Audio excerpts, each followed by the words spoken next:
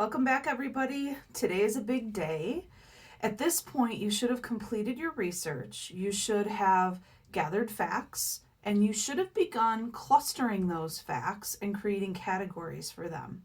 Yesterday's lesson demonstrated how you can look at a single cluster of evidence and translate what another author has written or researcher has written word for word into your own words. That's called paraphrasing. And yesterday I taught you a strategy that involved sketching that could help you take what someone else has written and transform it into your own words. I asked you to go just one cluster at a time and transform the evidence that lives inside of that cluster into statements that were your own. You need to have all of the evidence paraphrased before you can move on to the next step. So if you haven't done that yet, you might want to pause this video and go right back to your notes. Take each cluster of evidence and paraphrase it one small bit at a time. It can still be loose, it can still be a little incoherent. You may not be hanging full paragraphs together, and that's fine.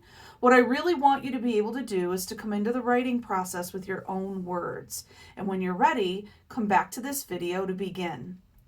In today's lesson, we will be able to say, by the time it's over, that you're able to use various pieces of evidence to construct the middle of your argument. The middle of the argument is the place where you use evidence to support a claim. You might remember early on in the unit, I spoke about the fact that I didn't want you to come into the writing process with very strong opinions, that I wanted you to allow the evidence that you gathered to shape the claim that you make. So while you might be accustomed to beginning the writing process by writing the beginning of your argument and making a claim, I'm going to ask you to begin by working with the evidence that you've gathered, writing from that place first, and then using what you come up with in the middle to decide what your claim might be. In tomorrow's lesson, we're going to talk a little bit about how to write that first paragraph of your argument, how to write that claim, but you'll be able to do so from a place of greater confidence because you'll have used the evidence from this part of the process to help you shape that claim. Some of you might remember this particular board. This is a board that I used early on in the unit. What I did was I took an example of an argument from my local newspaper and I broke it into pieces, and I asked myself, what is the author doing in each piece of this argument?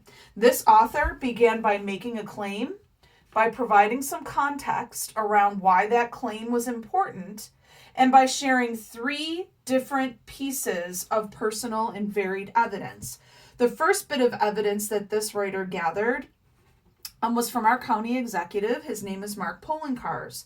The second bit of evidence that she used were statistics. And then the third bit of evidence was a bit of personal experience as well. I would like you to think about the three different kinds of evidence that you're going to be using. And we're going to be zooming in on writing just those three chunks of your argument. Now, some of you might decide that you're going to write 3 paragraphs. This author did that very thing. There was a paragraph that focused on Mark Poloncarz's evidence. There was a paragraph, this one right here, that focused on statistics. And there was a paragraph that focused on personal experience. What if you have more evidence to use? What if you'd like to maybe have more than one paragraph on a particular set of evidence? That's perfectly fine. What's important is that you include varied evidence in your argument.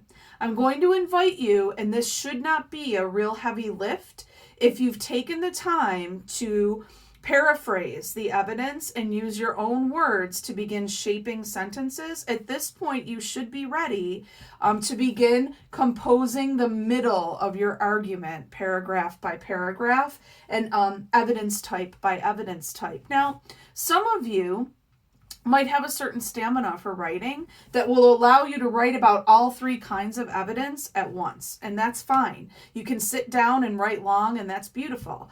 But I know that others might be in a place where maybe today you're only going to write the paragraphs that relate to one kind of evidence or one category from your game storming.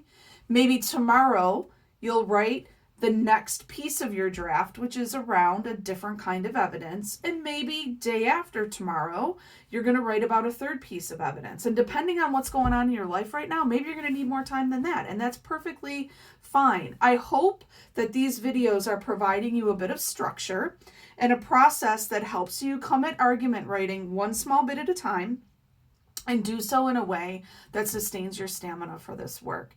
Now remember, if you have questions, reach out to your teacher and he or she will reach out to me if they can't answer you directly. Know that I've also taken some very close-up pictures of this board and how I'm approaching it as a planning tool for my own writing, and take a peek at those pictures because they might help you. Have a good night, everybody.